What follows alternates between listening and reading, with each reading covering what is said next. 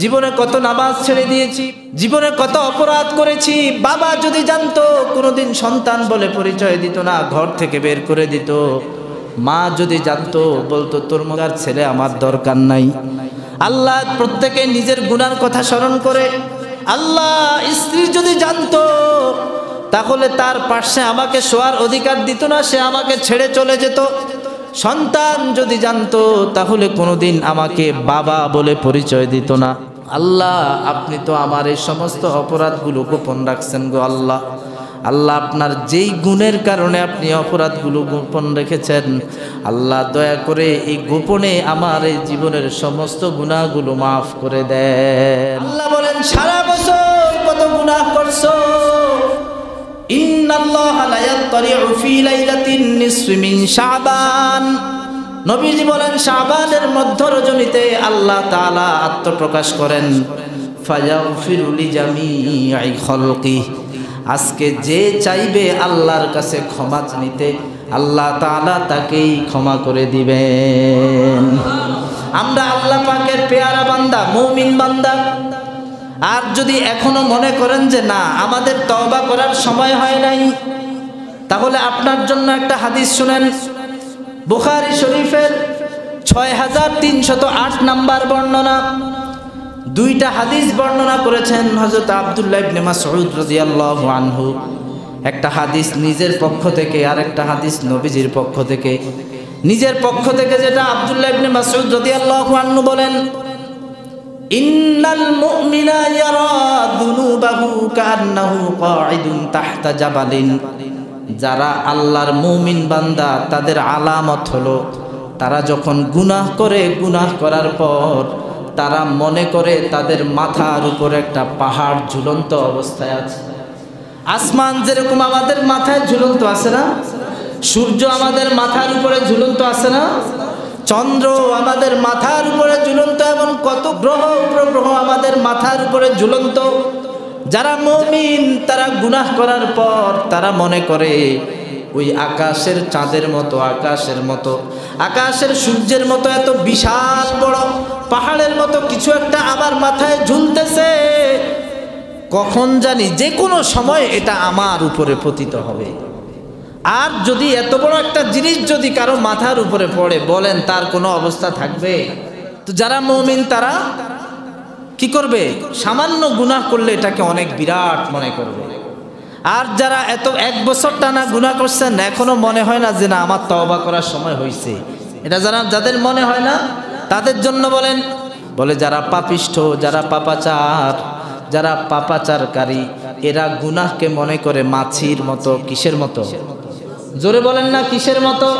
মাছির মতো। মাররা আলা আনফি, আমাদের নাকের সামনে দিয়ে অনেক সময় মাছি আইয়া না ব্যয় ব্যয় করে, তো আমরা হাত দিয়ে মনে করি, মানে এটা কোনো বিষয় না। তো যারা পাপাচার করে অভ্যস্ত, যারা বদকার, তারা গুনাহগুলোকে ঠিক এমন মনে করে একটা মাছির মতো, এটা আর কি হবে।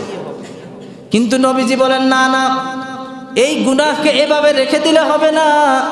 এই গুনাহ থেকে তওবা, ক্ষমা চাইতে হবে কার কাছে? জোরে বলেন না, কার কাছে? আজকেই হলো সেই সুযোগ। নবীজি এবার হাদিস বলেন, আল্লাহু আফরাহু বিতাওবাতি আবদিহি মিন রাজুলিন। আল্লাহর নবী বলেন, এরে উম্মত, আল্লাহর কোনো বান্দা যখন গুনাহ করার পর, আল্লাহর পথ থেকে বিচ্যুত হওয়ার পর, নামাজ ছেড়ে দেওয়ার পর, হালাল হারামের তমিজ ছেড়ে দেওয়ার পর, সে যখন একটা সময় আবার আল্লাহর পথে ফিরে আসে, তওবা করে আল্লাহর পথে ফিরে আসে, ওই লোকটা বাহন হারায়া সে পরবর্তীতে খুঁজে পাওয়ার পরে যেই পরিমাণ খুশি হয়, লাল্লাহু আফরাহু বিতাওবাতি আবদিহি রাজুলিন। আল্লাহর কোনো পথহারা বান্দা যদি আল্লাহর পথে ফিরে আসে, তাহলে ওই পথিকের চেয়ে আমার আল্লাহ আরো বেশি খুশি হয়। এজন্য তওবা করতে রাজি আছি তো ইনশাআল্লাহ?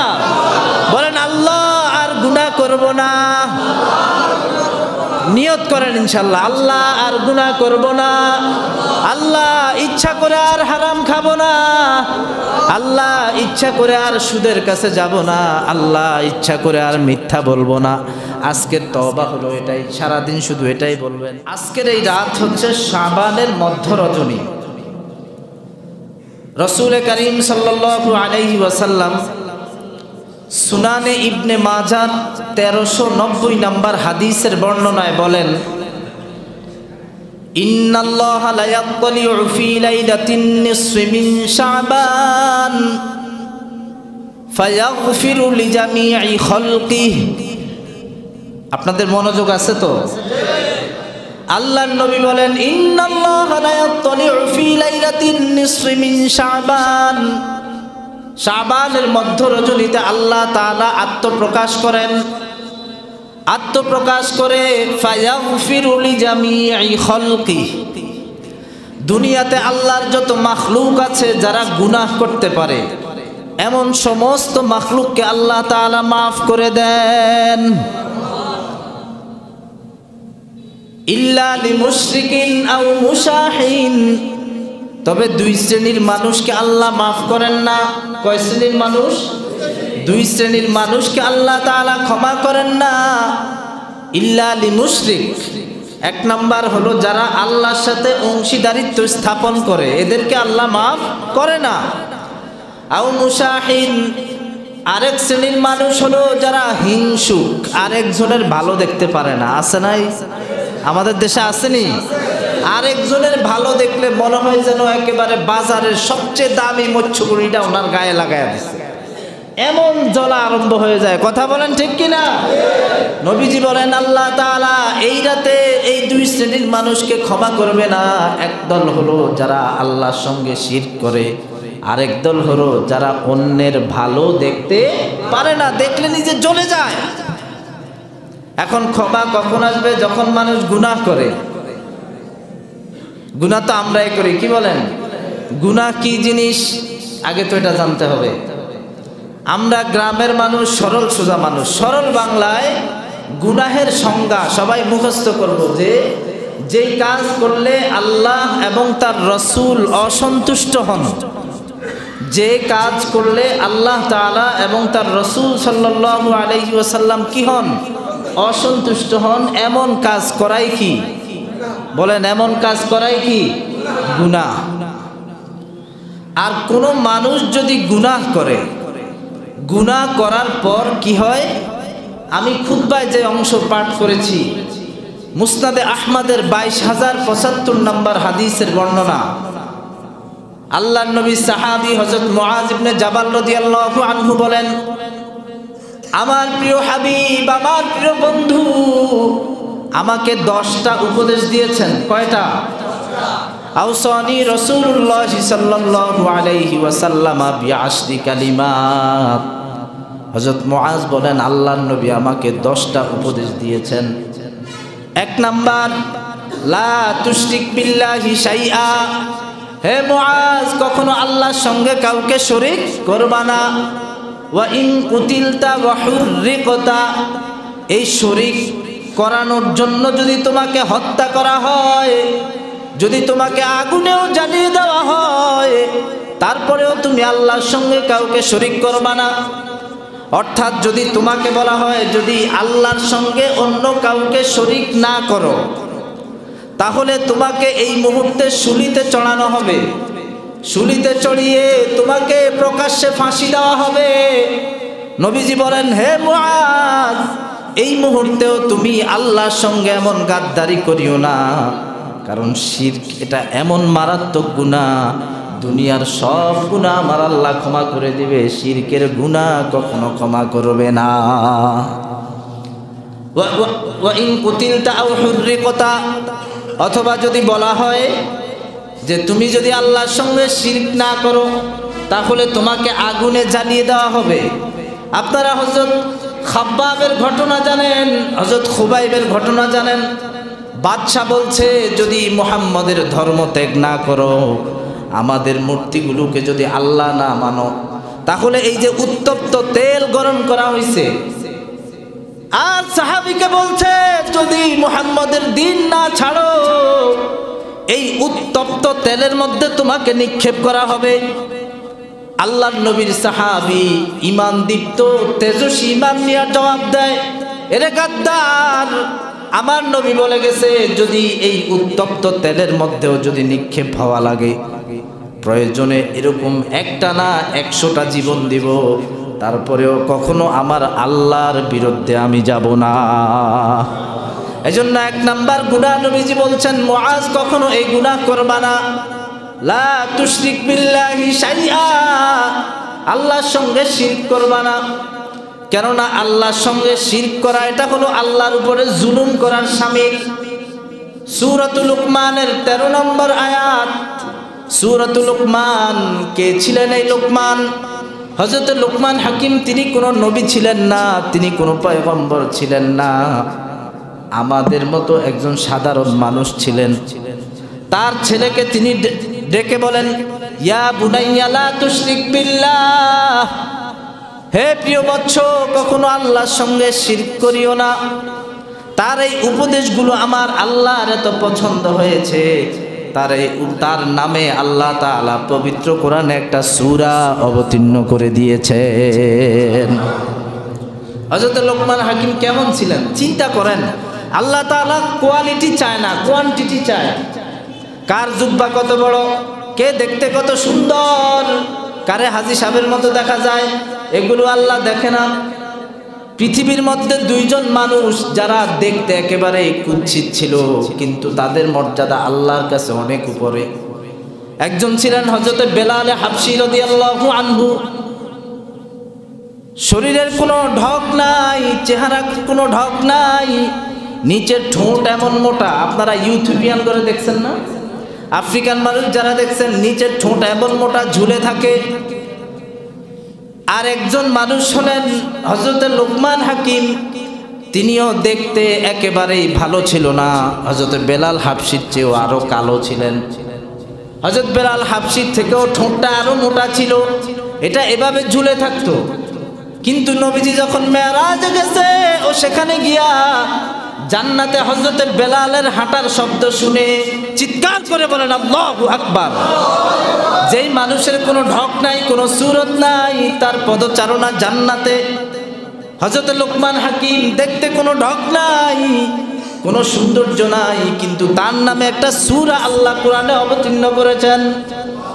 কি কারণ? বলে সে তার সন্তানকে যে উপদেশ দিয়েছেন, ইয়া বুনাইয়া লা তুশরিক বিল্লাহ, হে প্রিয় বৎস, তুমি আল্লাহর সঙ্গে শিরক করবা না।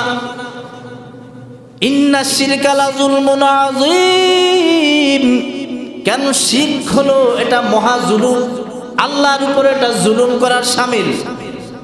কিভাবে শিরক করা, আল্লাহর উপরে জুলুম করা? এটার ব্যাখ্যায় নবীজি মুসনাদ সুনানে তিরমিজির 2863 নম্বর হাদিসের বর্ণনায় বলেন, ইন্নাল্লাহা আমারা ইয়াহইয়া ইবনে যাকারিয়া বিখামসি কালিমাত, আল্লাহ তাআলা হযরত ইয়াহইয়া আলাইহিস সালামকে 5টা বিষয়ের আদেশ দিয়েছেন। কয়টা? 5টা বিষয়ের আদেশ দিয়েছেন। লিয়ামালা বিহা, এই 5টার উপর যেন তিনি নিজে আমল করে। ওয়ায়ামুরা বানি ইসরাঈল আইয়ামালু বিহা, এবং এই 5টার আমল করার জন্য বনি ইসরাঈলদেরকেও যেন নির্দেশ দেয়। এই দায়িত্ব আল্লাহ তাআলা দিয়েছেন হযরত ইয়াহইয়া আলাইহিস সালামকে। কাকে?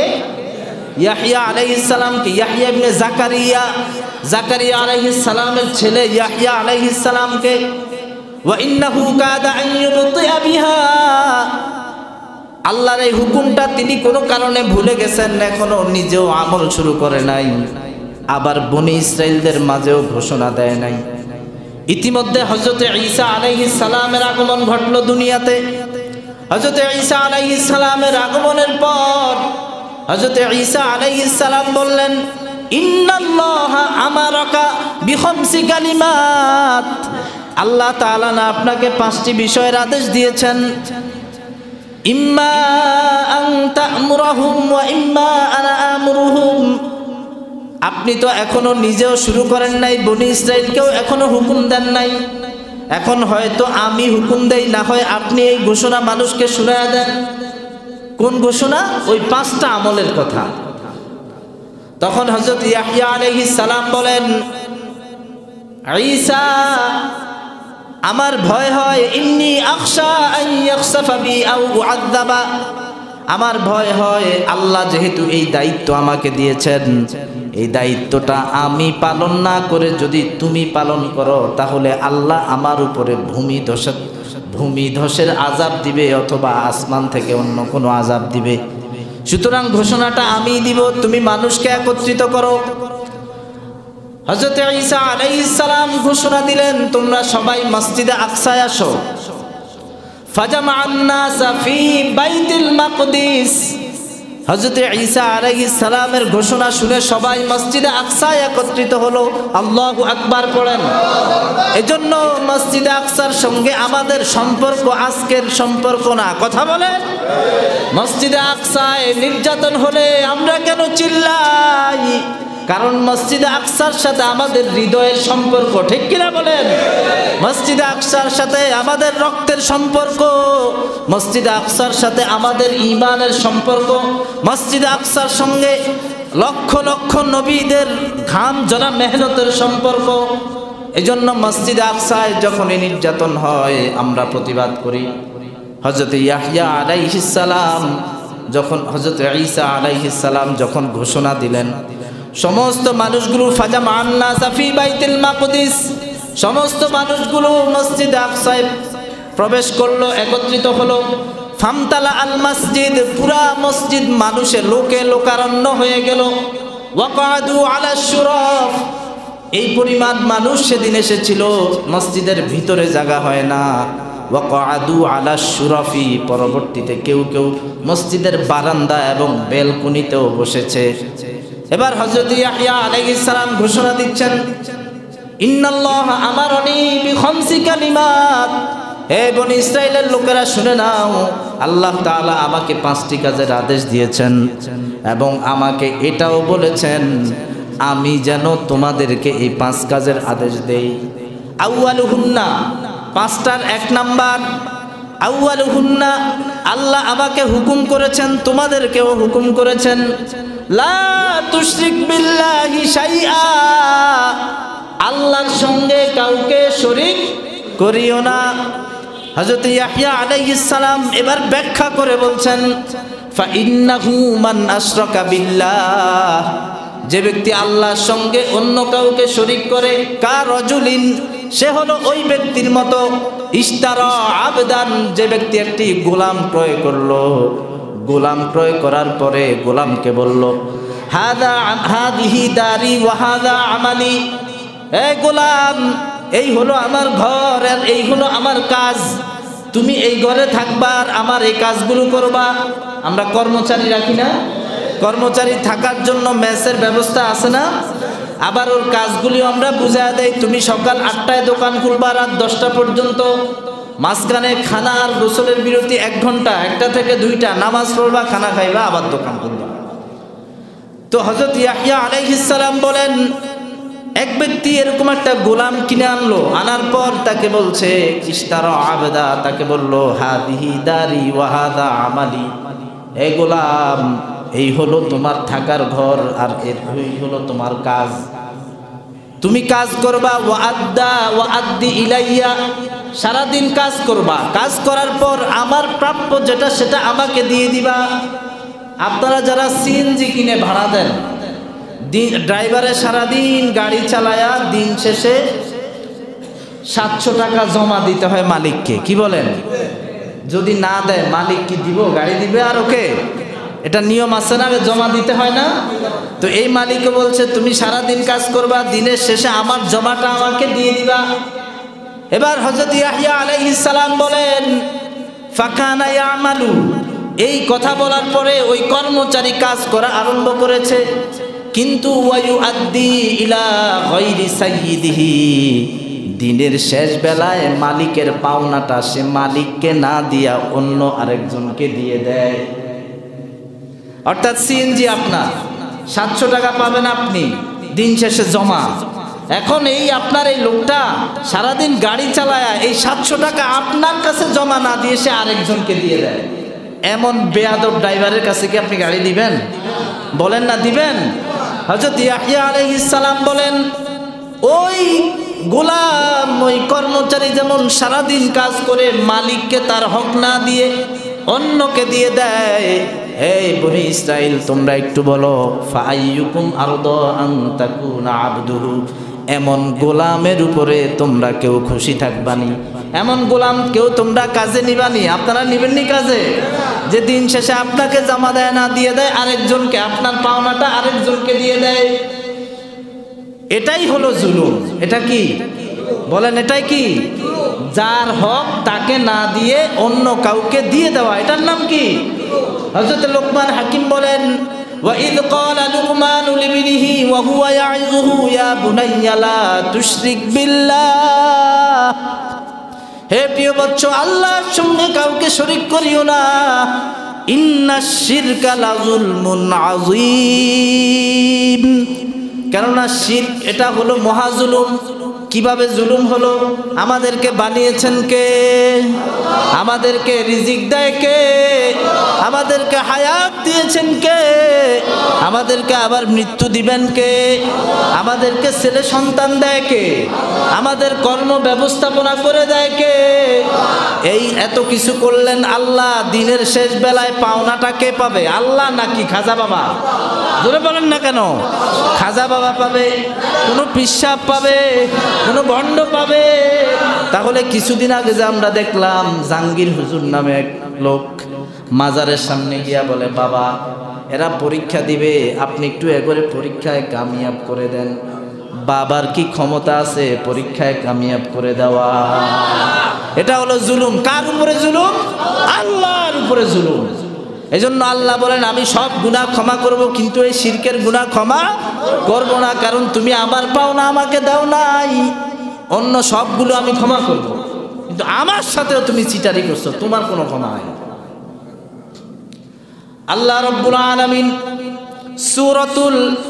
সূরাতুল মাইদার 72 নম্বর আয়াতে বলেন, যারা শিরক করবে আল্লাহ তাআলা তাদের জন্য চিরতরে জান্নাত হারাম করে দিবেন।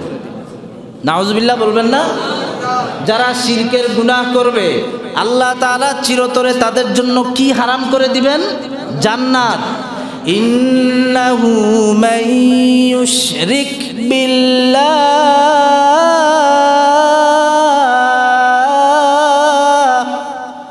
আল্লাহ রাব্বুল আলামিন বলেন, যারা আল্লাহর সঙ্গে শিরক করবে, ফাকাদ হাররামাল্লাহু আলাইহিল জান্নাহ, আল্লাহ তার জন্য জান্নাত চিরতরে হারাম করে দিবেন। এমনকি নবীজিকে পর্যন্ত আল্লাহ তাআলা ছাড়েন নাই। সূরাতুজ জুমার আয়াত নাম্বার 42 আল্লাহ রাব্বুল আলামিন বলেন, ওয়ালাকাদ উহিয়া ইলাইকা ওয়া ইলাল্লাযীনা মিন ক্বাবলিক লাইন আশরাকতা লায়াহবাতান্না আমালুক ওয়ালা তাকুনান্না মিনাল খাসিরিন। আল্লাহ রাব্বুল আলামিন বলেন, ওয়ালাকাদ উহিয়া ইলাইকা ওয়া ইলাল্লাযীনা মিন ক্বাবলিক, হে পয়গম্বর, আপনার পূর্ববর্তী নবীদের উপরও এই নির্দেশ ছিল, আপনার উপরেও এই নির্দেশনা। লাইন আশরাকতা, খুব মনোযোগ সহকারে শুনবেন। আল্লাহ বলছেন লাইন আশরাকতা, আপনি যদি শিরক করেন, কাকে বলছেন? নবীজিকে, আমাদের নবীকে মুহাম্মদ সাল্লাল্লাহু আলাইহি ওয়াসাল্লামকে বলছেন। লাইন আশরাকতা, আপনি যদি শিরক করেন, লা ইয়াহবাতান্না আমালুক, আমি আল্লাহ আপনার সমস্ত আমল বরবাদ করে দিব। চিৎকার করে বলেন নাউযুবিল্লাহ। তার মানে হলো নবীজি বদরের প্রান্তরে যে আপনি 313 জন নিয়ে 1000-এর মোকাবেলায় যুদ্ধ করেছেন, ওইটা কেটে দিব। ওইটা শব্দটা লোড বুঝেন, যে আপনার আমল বরবাদ মানে কি? নবীজির আমল বরবাদ, এই শব্দটা লোড কত? উহুদের ময়দানে কাফেররা আপনাকে পাথর নিক্ষেপ করেছে, পাথরের আঘাতের কারণে আপনার মাথা মোবারক ফেটে সেদিন রক্ত জমিনে পড়েছে। ওগো নবীজি, আপনি যদি শিরক করেন তাহলে ওই দিনের কোরবানিটাও আপনার আমল নামা থেকে কাটা যাবে। উহুদের ময়দানে, খন্দকের ময়দানে যতগুলো যুদ্ধ করেছেন, দ্বীনের জন্য যা করেছেন, তায়েফের ময়দানে গিয়েছেন, একদল বখাটে যুবকরা আপনাকে রক্তাক্ত করেছে। নবীজি সব কিছু ঠিক আছে, লাইন আশরাকতা, যদি আপনি শিরকের গুনাহ করে ফেলেন, লা ইয়াহবাতান্না আমালুক, আমল নামা খালি হয়ে যাবে, কোনো আমল থাকবে না। এটা হলো ধমক। এটা কি? অর্থাৎ নবীর বেলায় যদি এই কথা হয়, উম্মতের বেলায় কি? আর নবীরা তো কখনো এই ধরনের ভুল করবেন না। আল্লাহ তাআলা স্পেশালি ওনাদেরকে মাহফুজ রাখেন। এজন্য শিরকের গুনাহ করা যাবে নাকি? আল্লাহর নবী সাল্লাল্লাহু আলাইহি ওয়াসাল্লাম মনে আছে তো হযরত মুআজকে কয়টা উপদেশ দিয়েছিলেন? 10টার মধ্যে 1 নাম্বার, লা তুশরিক বিল্লাহি শাইআ ওয়া ইন কুতিলতা আও হুররিকতা, যদি তোমাকে হত্যা করা হয়, আগুনেও জ্বালিয়ে দেওয়া হয়, তারপরেও আল্লাহর সঙ্গে কখনো শিরক করিও না। 2 নাম্বার নবীজি বলেন, ওয়ালা তাউক্কান্না ওয়ালিদাইক, পিতামাতার অবাধ্য হইও না। হে যুবক ভাইয়েরা, আমিও আপনাদের সমবয়সী, আমার সমবয়সী অনেক যুবক ভাই এখানে আছেন। আপনারা হয়তো মাদ্রাসা লাইনে লেখাপড়া করেন নাই, কোরআন হাদিস ওভাবে পড়েন নাই। আপনাদের আল্লাহর ঘরে বসে কথাগুলো বলছি, একটা কথাও মিথ্যা বলছি না। আল্লাহর নবী বলেন, ওয়ালা তাউক্কান্না ওয়ালিদাইক, পিতামাতার সঙ্গে খারাপ ব্যবহার করিও না, পিতামাতার অবাধ্য হইও না।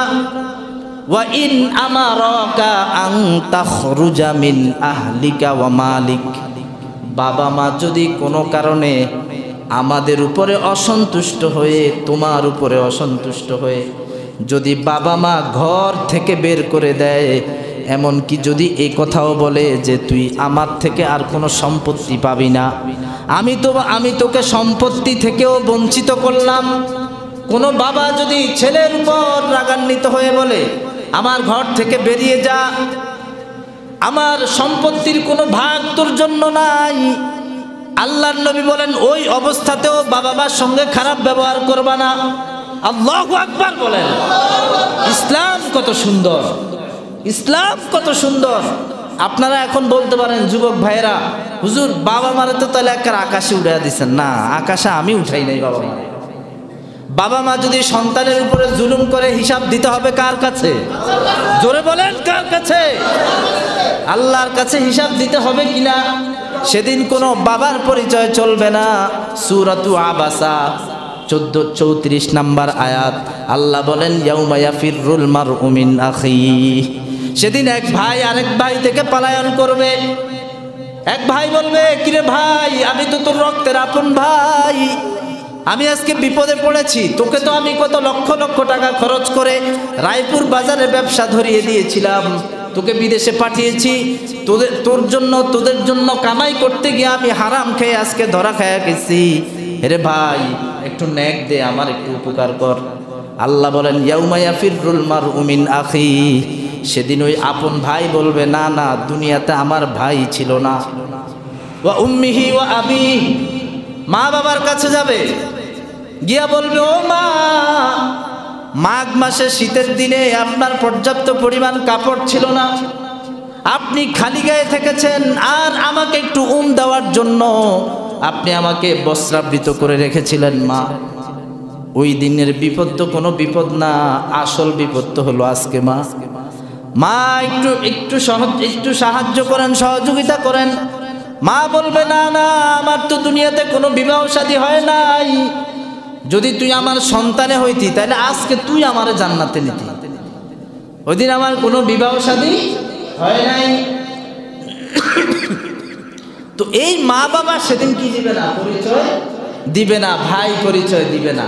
তো নবীজি বলছেন ওয়ালা তাউক্কান্না ওয়ালিদাইক, পিতা মাতার অবাধ্য হইও না। তাহলে এত গুরুত্ব কেন এখানে? এত গুরুত্ব হলো এখানে এই জন্য যে আমরা দুনিয়াটা দেখছি তো বাবা মার উসিলায়। কথা বলেন, আমরা দুনিয়াটা দেখছি তো বাবা মার উসিলায়। এই বাবা মা যদি উসিলা না থাকতো তাহলে আল্লাহ তাআলা কি অন্য সিস্টেমে পারতেন? কিন্তু দুনিয়ার নিজাম তো এটা না, আল্লাহ তাআলার নিজাম ছিল এটা। বাবা মা দুইজন সম্পর্ক বৈধ একটা সম্পর্কের মাধ্যমে আবদ্ধ হবে, আর তার মাধ্যমে আমরা দুনিয়াতে আসব। আল্লাহ রব্বুল আলামিন সূরাতুল আহকাফে বলেন, ওয়া হামলুহু ওয়া ফিসালুহু 30 শাহরা ওয়া ওয়াসাইনাল ইনসানা বিওয়ালিদাইহি হামালাতহু উম্মুহু ওয়াহনান আলা ওয়াহনিন ওয়া ফিসালুহু এমন 3টা কষ্ট সহ্য করেছে মা, যেই 3 কষ্ট দুনিয়ার কেউ সহ্য করতে পারবে না। সন্তান গর্ভে ধারণ করার কষ্টটা সহ্য করছে কে? আপনারা কি আমার কথা বুঝেন?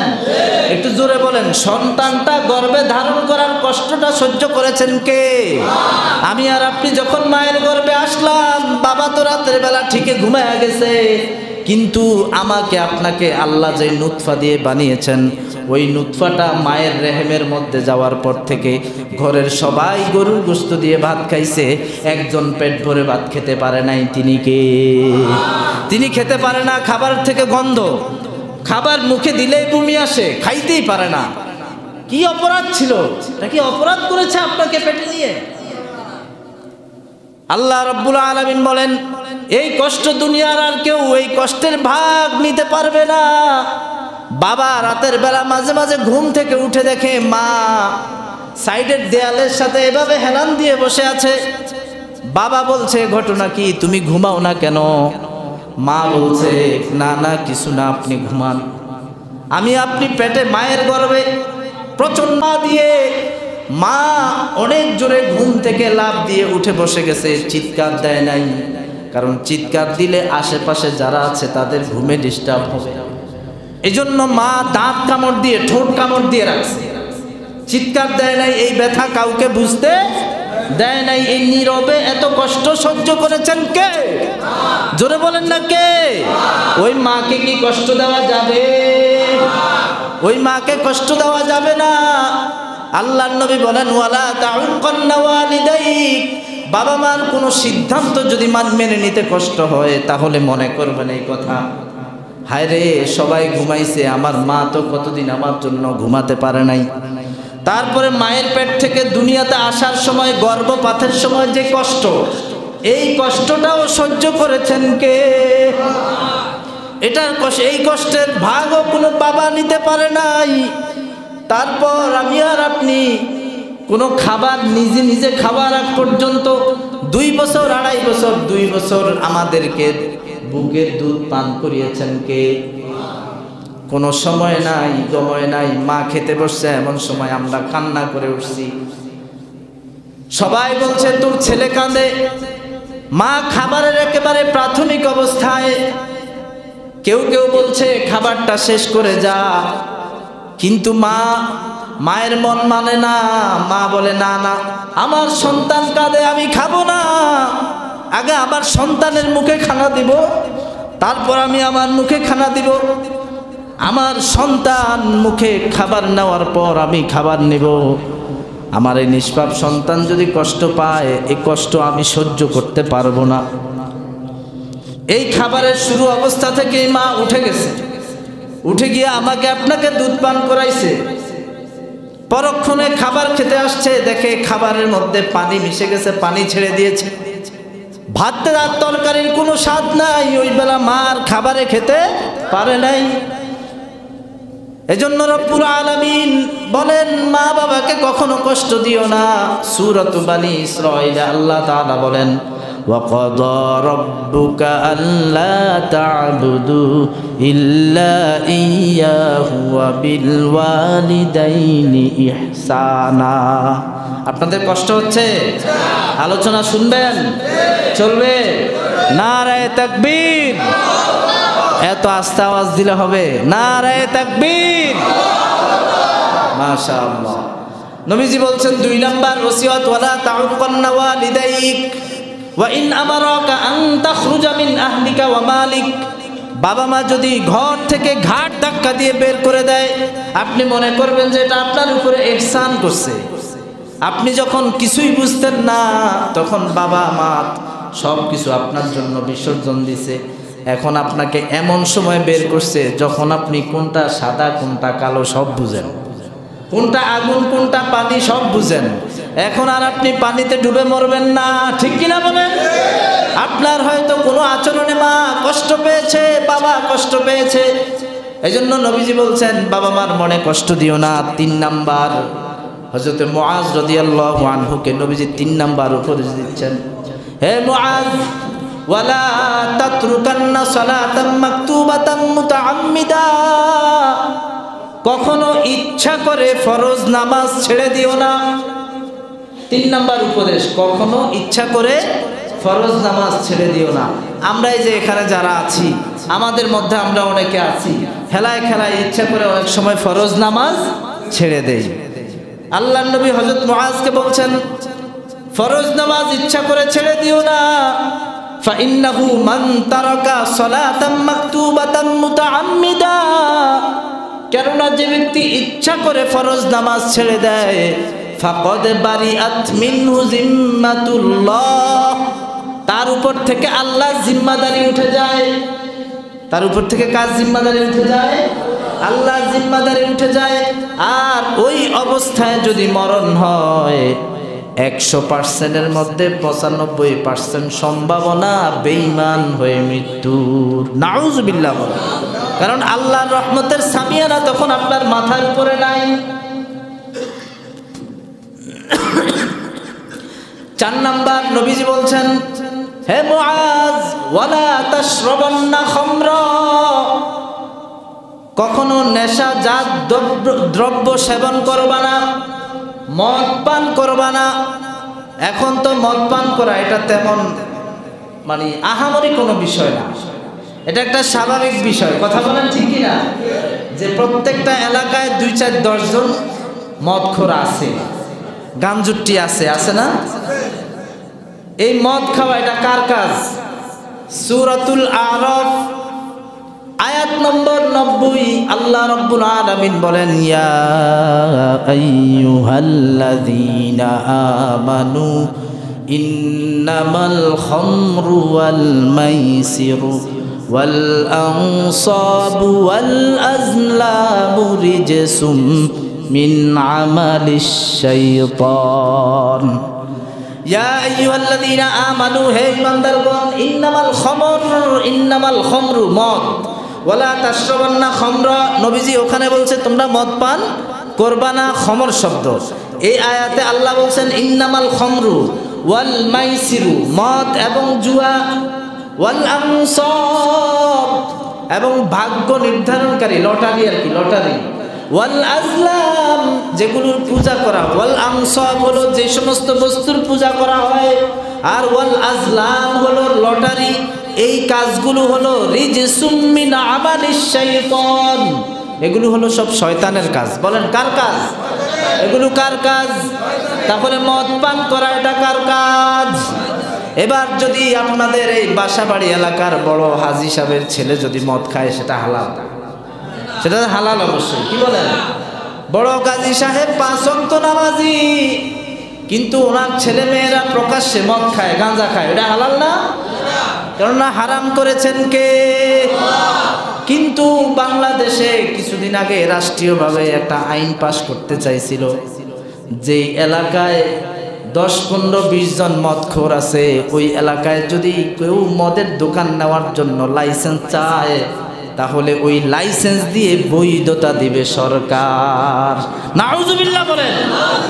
মদ আল্লাহ করেছেন হারাম, আর রাষ্ট্র করতে চায় হালাল। কোনটা মানবেন? কারটা মানবেন বলেন? আল্লাহটা না রাষ্ট্রেরটা? আল্লাহ বলেন মদ হারাম, রাষ্ট্র বলে মদ হালাল, লাইসেন্স করলেই হালাল। এজন্য যুবক ভাইয়েরা এই সমস্ত ধোকায় পড়া যাবে না। নবীজি বলেন ওয়ালা তাশরাবান্না খামরা, নেশাজাত দ্রব্য সেবন করবা না, কেননা ফাইন্নাহু রাসু কুল্লি ফাহিশা, এই নেশাজাত দ্রব্য সেবন করাই হলো সমস্ত ফাহিশা কাজের মূল। বাংলাদেশে এখন দিনে রাতে প্রায় প্রতিদিনেই 2-4টা মার্ডার হয়, হয়নি? জোরে বলেন না, হয়নি? মার্ডার কারা করে? যারা মার্ডার করে ওদেরকে মার্ডার করানোর আগে, ওদের হাতে অস্ত্র দেওয়ার আগে ওদেরকে ইচ্ছা মতো মাল খাওয়ায়া লয়, ঠিক কিনা বলেন? ইচ্ছা মতো ওদেরকে মদ খাওয়ায়া লয়। কারণ একটা সুস্থ মস্তিষ্কবান মানুষ কখনো আরেকটা মানুষকে হত্যা করতে পারে না। এজন্য তাকে অসুস্থ করানোর জন্য সে যেন এটাকে কোনো বিষয় মনে না করে তাকে মদ খাওয়ায়। মদ খাওয়ানোর পর তার হাতে অস্ত্র তুলে দেয়। এবার সে শুট করে, সে কি করে নিজেও জানে না, কারণ মদ খাওয়ানোর মাধ্যমে তার আপাদ মস্তকে 100 সোয়ার হয়ে গেছে শয়তান। শয়তান যেরকম মুমিনের ক্ষতি করতে কোনো চিন্তা ভাবনা করে না, এরকম যেগুলো মদ খায় এগুলিও আরেক মুমিনের ক্ষতি করতে কোনো চিন্তা করে না, কোনো চিন্তা ভাবনা করে না। নবীজি বলছেন এই যারা মদখোর এরা আপন মায়ের সাথেও জিনা করতে পারে, আপন বোনের সাথেও জিনা করতে পারে। দেখেন না মদ খায়া আয়া কলা গাছ জোড়া দিরা কয় আব্বা সরেন, কয়নি? তার মানে বোঝা যায় কি সে কি কোনটা আব্বা কোনটা কলা গাছ চিনে? তাহলে এর হাতে এর আপন বোন দর্শন হওয়ার সম্ভাবনা আছে না? তার আপন মা সম্ভাবনা দর্শন হওয়ার সম্ভাবনা আছে না? এজন্য নবীজি বলছেন ওয়ালা তাশরাবান্না খামরা, মাদক সেবন করবা না, মদ পান করবা না। 5 নাম্বার নবীজি বলেন ইয়াকা ওয়াল মাসিয়াহ,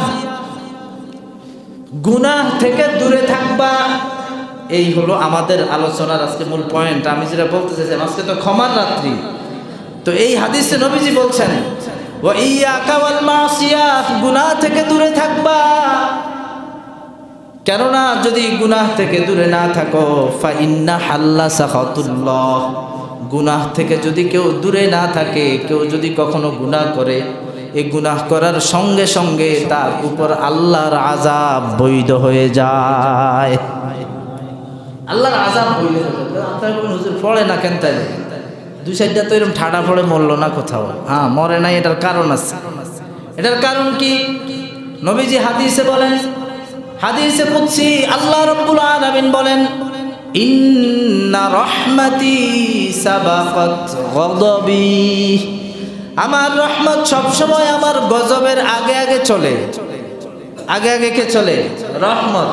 অর্থাৎ গজবের স্পিড যদি হয় 4G, রহমতের স্পিড হলো 5G। সুবহানাল্লাহ। তো বলেন কোনটা আগে যাবে, 4G না 5G? আরেকটু উদাহরণ দিলে বুঝবেন কেন গজব পড়ে না। ছোটবেলায় আমরা অনেক দুষ্টামি করতাম, বাবা রাগ হয়ে ঘর থেকে বের করে দিত, বলতো তোর আর ঘরে খানা নাই, এই ঘরে আর তোর জায়গা নাই। সারাদিন এদিক সেদিক ঘোরাফেরা করে গভীর রাত যখন নেমে আসতো তখন ঘরের আশেপাশে এসে হাঁটতাম যে বাবা কোন পজিশনে আছে, উনি কি ঘুমায় গেছে নাকি সজাগ আছে। এবার সবাই খাবার টাবার খায়া বাবা বিছানায় শুইতে চলে গেছে। শুইতে চলে যাওয়ার পর মাকে ডাকে, কই তুমি শুইতে আসো না কেন? দুনিয়ার সব বাবারা সন্তানকে বাহিরে রেখে ঘুমায়া যেতে পারে, কিন্তু কোনো মা সন্তানকে বাহিরে রেখে ঘুমাতে পারে না। দুনিয়ার সব বাবারা পাষাণের মতো নিজের ছেলের লাশটাকে কবরে রাখতে পারে, কিন্তু কোনো মা তার ছেলের লাশ কবরে রাখতে পারে না। ঠিক কিনা বলেন? এজন্য আল্লাহ তাআলা মাদেরকে কবরস্থানে যেতে বলে নাই, নিষেধ করেছেন। তো যখন রাতের বেলা হয়ে গেছে, মা কতক্ষণ বাবা কতক্ষণ পর পর মাকে ডাকে, কই শুইতে আসো না কেন? মা মিক্সিপটা খুলে ওটার উপরের তাক থেকে পটগুলো বিভিন্ন সামানাগুলো ওই উপরেরটা নিচে নামায়, নিচেরটা উপরে উঠায়। মানে বাপেরে বুঝাইতেছে যে আমি কাজ করতেছি, আমি কি করতেছি? কাজ করতেছি। কিন্তু আসলে মার উদ্দেশ্য কি এটা? উনি কি আসলে এই কাজ করার জন্যই এটা করতেছেন? না, উনি এটার জন্য এটা করেন না। কতক্ষণ পর ছেলে যখন দেখছে বাবার আওয়াজ নাই, মার ওই জিনিসপত্র সামানাগুলো নাড়াচাড়া করার শব্দ শোনা যায়, এবার ছেলে বাহিরের থেকে একটু আওয়াজ দেয়, মানে মারে বুঝায় যে আমি আসছি, আপনি দরজা খুলতে হবে। তো বাবা চোখ এখনো লেগে আসে নাই, বাবা হঠাৎ করে লাফ দিয়ে উঠে কয় কিসের আওয়াজ শোনা গেল?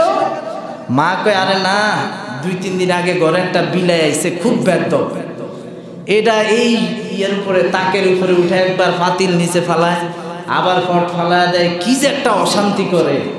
আসলে কি এটা কোন বিলাই? আসলে কি এটা বিড়াল নাকি? এটা বলে বাবাকে বলে আপনি ঘুমান, আমি বিড়াল দৌড়ে আসতেছি, আমি আমার হাতের কাজগুলো সেরে আসতেছি। এবার বাবা যখন ঘুমায়া গেছে, মা দরজাটা খুলে দিছে। সন্তান আমরা ভিতরে ঢুকছি, ভিতরে ঢুকার পর বাবা এপাশ হয়ে দেখে মা বিছানায় নাই।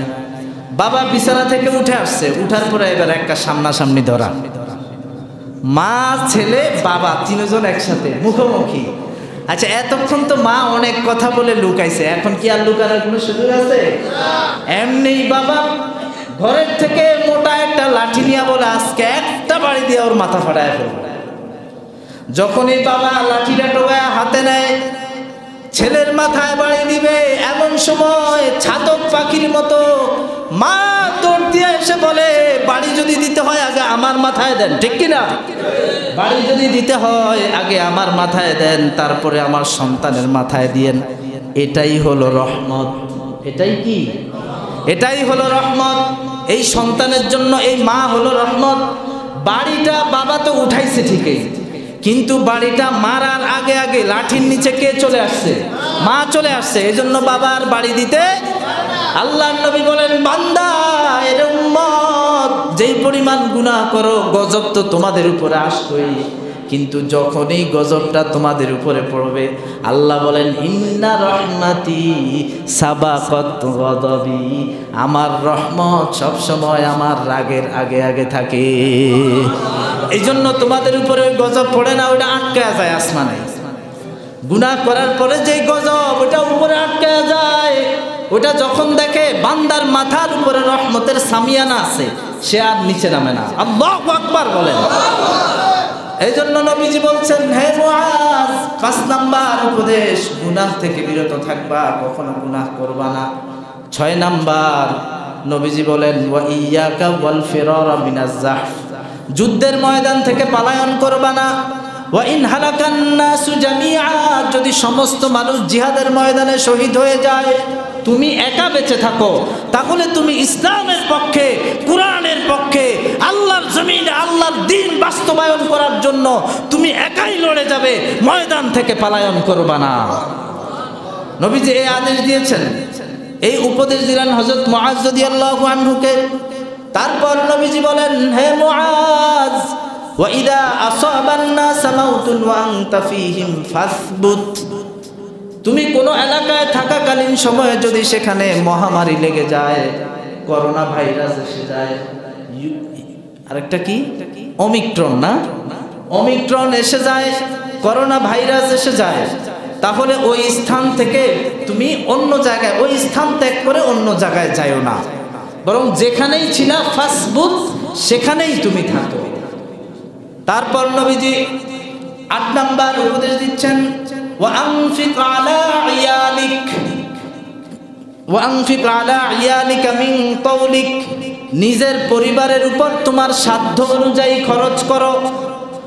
আপনি আপনার যা উপার্জন করেন, পরিবারের জন্য যা কিছু খরচ করবেন, প্রতিটা দানা পানির প্রতিদান আল্লাহর আদালতে পেয়ে যাবেন। এগুলোর বদলা আল্লাহ তাআলা আপনাদেরকে দিবেন। আমরা মনে করি সংসার চালাই না, এটা অনেক বড় সওয়াবের কাজ। আপনার বিবির মুখে হাত খাবার তুলে দেন, সন্তানের মুখে খাবার তুলে দেওয়া, বাবা মায়ের মুখে খাবার তুলে দেওয়া, পরিবারের প্রতিটা সদস্যদের সব কিছু দেখভাল করা, এটা অনেক বড় ইবাদত। ৯ নাম্বার নবীজি বলছেন, ওয়ালা তারফা আনহুম আসাকা আদাবা, কখনো পরিবারের উপর থেকে শাসনের লাঠি উঠায়ও না। পরিবারের উপর থেকে শাসনের লাঠি উঠায়ও না। যারা ঘরের বড় কর্তা, তাদের জন্য এই উপদেশ, আপনার ছেলেটা কথা শুনে না, যখন তখন যেটা আবদার করে বসছে দিয়ে দিবেন না, কেননা সে এখনো বুঝে না তার এই আবদার আপনি রক্ষা করলে এই আবদার তাকে কোথায় নিয়ে যাবে। একটা ক্লাস 5-এর ছেলে যদি বলে, আব্বু আমাকে একটা টাচ মোবাইল দেন, এই আবদার কি রাখা যাবে? কেননা এই টাচ মোবাইল তাকে কই নিয়ে পৌঁছায় দিবে সে জানে না, কিন্তু আপনি বাবা, আপনি তো জানেন, আপনি তো বুঝেন। এজন্য আল্লাহর নবী বলছেন, ওয়ালা তারফা আনহুম আসাকা আদাবা, আদবের শাসনের লাঠি কখনো পরিবার থেকে উঠায়ও না। 10 নাম্বার, ওয়া আখিফহুম ফিল্লাহ, পরিবারের লোকদেরকে সবসময় আল্লাহর ভয় দেখাবা, জাহান্নামের ভয় দেখাবা। নবীজি হযরত মুআজ রাদিয়াল্লাহু আনহুকে এই যে 10টা উপদেশ দিয়েছেন, এর মধ্যে কিছু দোষের কথা বলছে না? যেমন শিরক করা, এটা একটা দোষ না? তারপরে বাবা মার অবাধ্য হওয়া, এটা দোষ না? তারপরে মদ পান করা দোষ না? নামাজ ছেড়ে দেওয়া এটা দোষ না? এই যে অন্যায়গুলো, এগুলো আমাদের কারো মধ্যে আলহামদুলিল্লাহ নাই। কি বলেন? আছে? আছে? যদি আমাদের কারো মধ্যে থেকে থাকে, আমাদের আছে বলেই আল্লাহ তাআলা আমাদেরকে এই রাত্রটা দিয়েছেন। আল্লাহ বলেন সারা বছর কত গুনাহ করছো, ইন্নাল্লাহা লা ইয়াত্তারিউ ফি লাইলাতিন নিসফি মিন শাবান।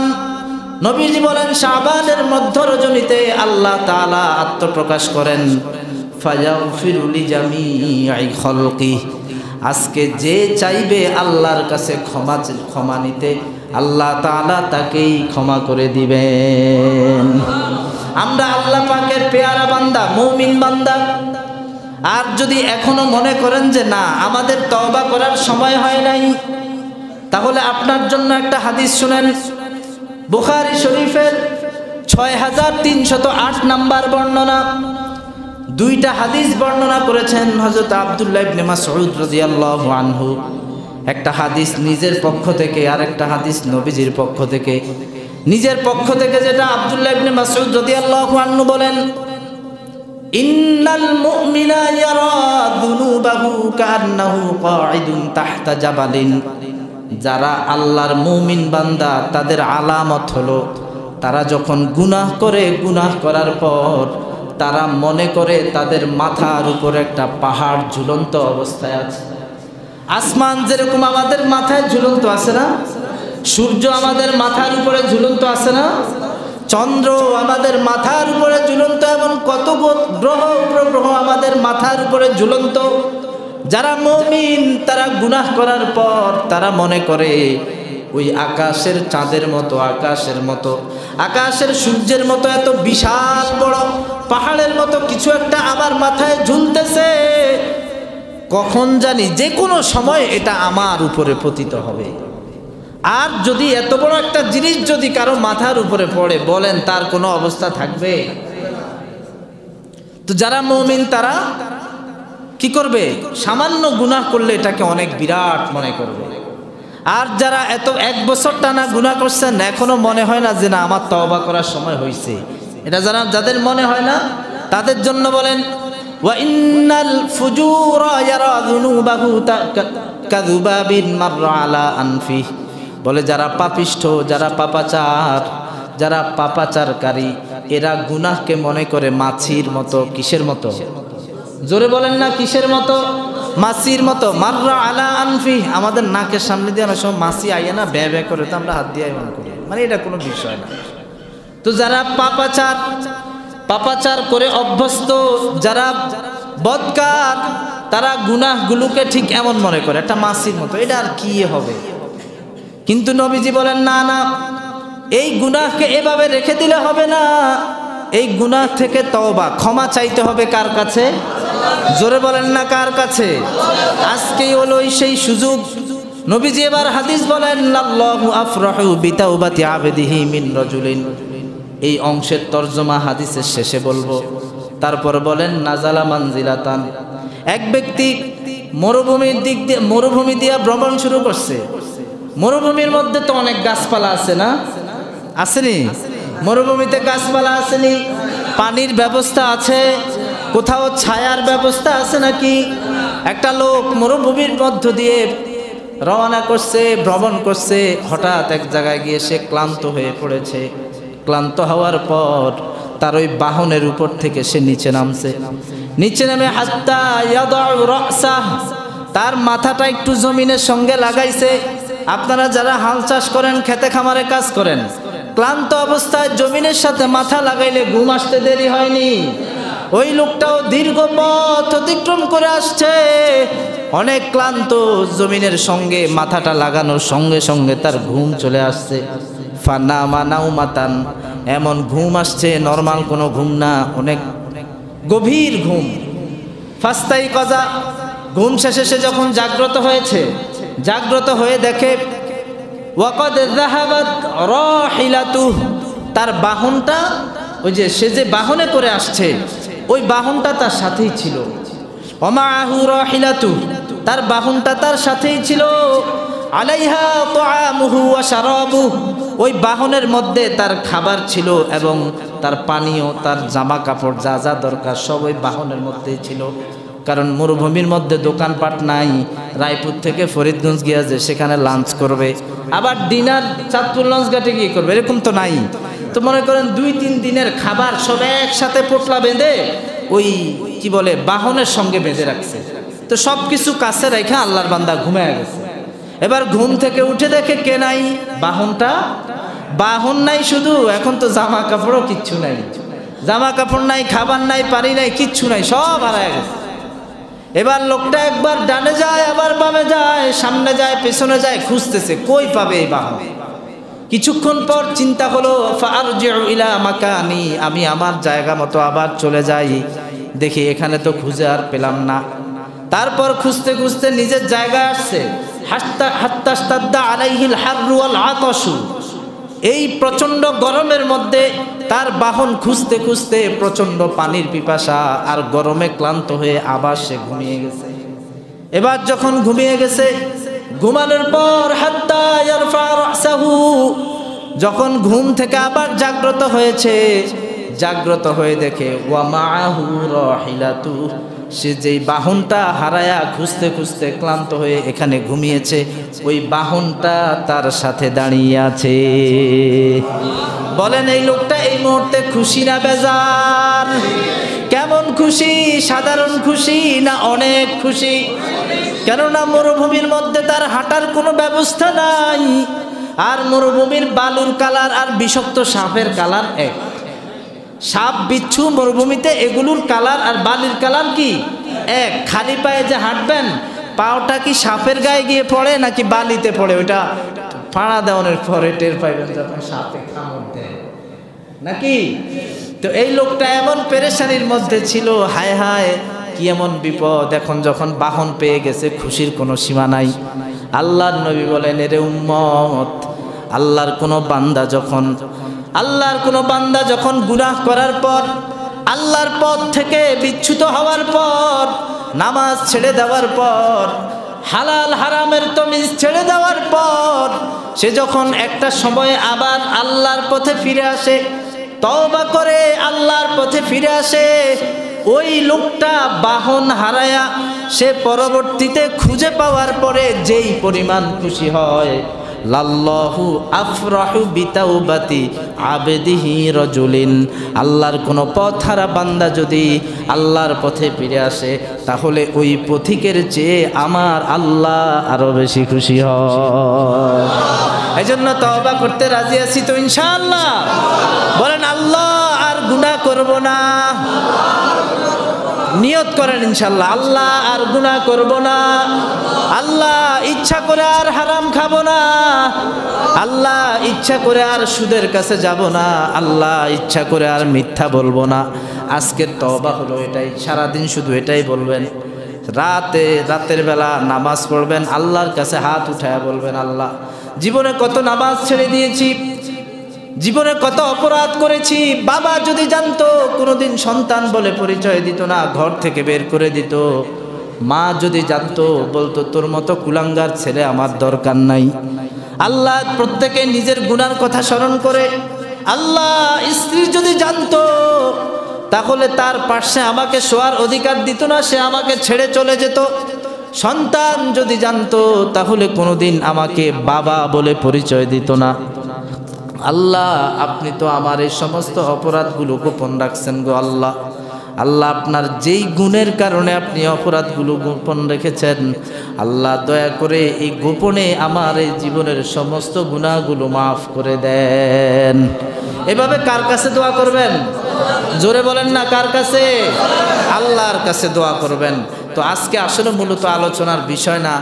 আর আপনাদের হুজুর আলহামদুলিল্লাহ খতিব সাহেব আমার মামা, উনি আপনারা জানেন যে সারা বিশ্বের সবচেয়ে বড় বিদ্যাপীঠ দারুল উলুম দেওবন্দ, এই দারুল উলুম দেওবন্দ থেকে পড়ে আসছে অনেক জাইয়েদ আলেম। তো হুজুর আলোচনার পরে আসলে আমার তো আর আলোচনার কোনো বিষয় থাকে না, যেহেতু অনেক গুরুত্বপূর্ণ যা কথা ছিল হুজুর বলেই ফেলছেন।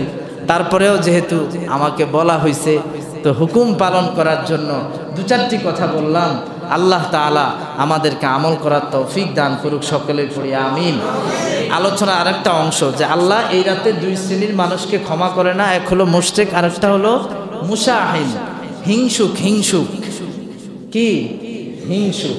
তো হিংসুককে আল্লাহ তাআলা মাফ করে না। তো নবীজি বলছেন যদি হিংসা করতে হয়, লা হাসাদা ইল্লা আলা ইসনাইন, দুইটা জিনিস নিয়ে হিংসা করতে বলছেন। কয়টা বলেন না? কয়টা?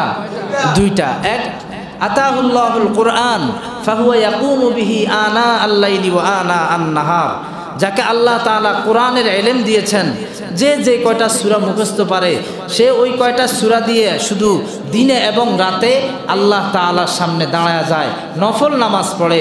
যদি হিংসা করতে হয় তাহলে এর সঙ্গে করো।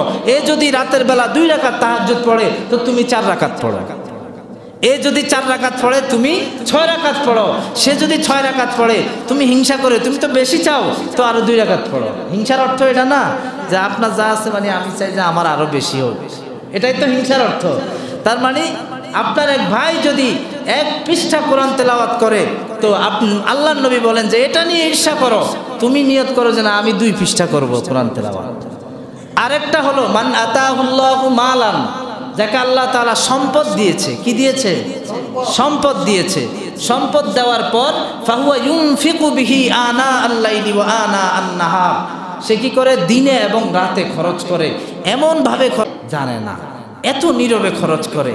তো তুমি যদি ঈর্ষা করতে হয়, হিংসা করতে হয়, এই ব্যক্তির সঙ্গে তুমি হিংসা করো। তো এই হিংসার 2 তরিকা আমাদেরকে শিখিয়ে দিয়েছেন কে? নবীজি। যদি কারো হিংসা করতে মন চায় তাহলে এই 2 ব্যক্তির সঙ্গে কি করবেন?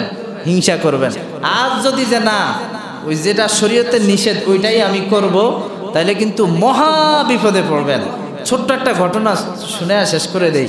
হযরত থানবী রহমতুল্লাহ আলাইহি ওনার কিতাবে হিংসুকের এক ঘটনা লিখছেন যে এক ব্যক্তি তার আপন ভাই, তো ভাইয়ের ছেলেরা সবাই বিদেশে থাকে, কিন্তু তার একটা ছেলেও কর্মঠে না, সবটি অকর্মা। এখন উনি ওই যে ভাই ভাতিজাগো এই অবস্থা দেখে ওনার শরীর শুধু চুলকায় সারাদিন আর জ্বলে, আর উনি এখানে সেখানে, আল্লাহ তুমি শুধু হেরে দেখলা, আমার আর দেখলা না, ফোলা সবটি বিদেশ হেডি গেছে, আমার একটাও নিলা না, বুঝেন নাই? এরকম আফসুস আর আক্ষেপের বাক্য আছে না মানুষের মুখে? তো এরকম সে এক জায়গায় বসে বসে এমন করতেছে। তো পাশ দিয়ে একটা লোক যাচ্ছে, উনি ছিলেন মুস্তাজাবুদ দাওয়া। মুস্তাজাবুদ দাওয়া বলা হয় যিনি দোয়া করলেই আল্লাহ তাআলা কবুল করে। সুবহানাল্লাহ। এমন মানুষ আছে দুনিয়াতে যারা দোয়া করলেই সঙ্গে সঙ্গে আল্লাহ তাআলা কি করেন? দোয়া কবুল করেন। এই মুস্তাজাবুদ দাওয়া একটা লোক ওই পাশ দিয়ে যাচ্ছে। তো এর এই আফসোস দেখে ওই বেচারা জিজ্ঞেস করছে, ভাই আপনারা তো পেরেশানি কিসের, আপনি এমন করতেছেন কেন? তখন সে তার মনের আক্ষেপটা খুলে বলল, ভাই দেখেন আমার ভাইয়ের কতগুলি ছেলে, আমারও কতগুলি ছেলে, কিন্তু ভাইয়ের সবগুলি ছেলে বিদেশে, আমার একটাও বিদেশ পাঠাইতে পারি না। তো যাক, তার সব আক্ষেপের কথা শুনে এবার হুজুর বলছে, আচ্ছা তুমি কি চাও? বলে আমি চাই আমার ভাইয়ের যা আছে আল্লাহ যেন আমারও সব ডাবল করে দেয়। সব কি করে দেয়? জোরে বলেন না, কি করে দেয়? দ্বিগুণ করে দেয়। এবার মুস্তাজাবুদ দাওয়া উনি আল্লাহর কাছে দোয়া করছে, আল্লাহ আপনার এই বান্দা বড় অসহায়, তার ভাইয়ের যেই পরিমাণ সম্পদ আছে আপনি তার জন্য আরো সম্পদ বাড়ায়া দেন, ডাবল ডাবল দিয়া দেন। আল্লাহ এখন থেকে যা দিবেন সব তার ভাইয়ের ডাবল দিবেন। এখন মুস্তাজাবুদ দাওয়া তো দোয়া কবুল হয়ে গেছে, দিনে দিনে সব রাতারাতি বড় লোক হয়ে গেছে।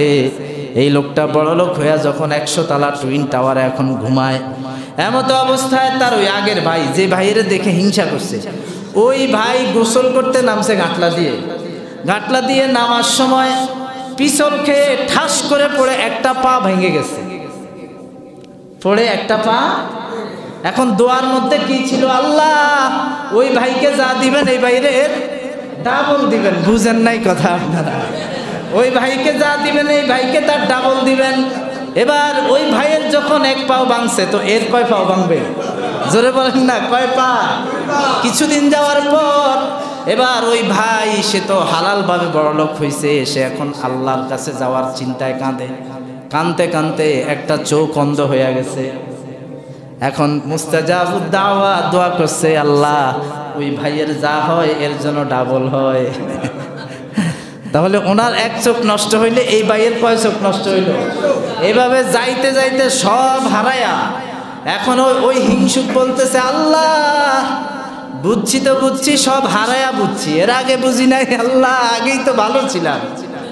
তো এই জন্য যাদের দুনিয়া নিয়ে হিংসা করার মানসিকতা আছে তাদের জন্য এই ঘটনা থেকে শিক্ষা নেওয়া যে না, এগুলো নিয়ে হিংসা করা যাবে না। আপনি চাইবেন যে তার ডাবল আপনার হয়, কিন্তু ডাবল যে কোন দিক দিয়ে হয়ে যাইব আপনি টেরও পাবেন না। এজন্য আল্লাহ তাআলা আমাদেরকে এই কথাগুলোর উপর আমল করার তৌফিক দান করুন। সকলেই পড়ি আমিন।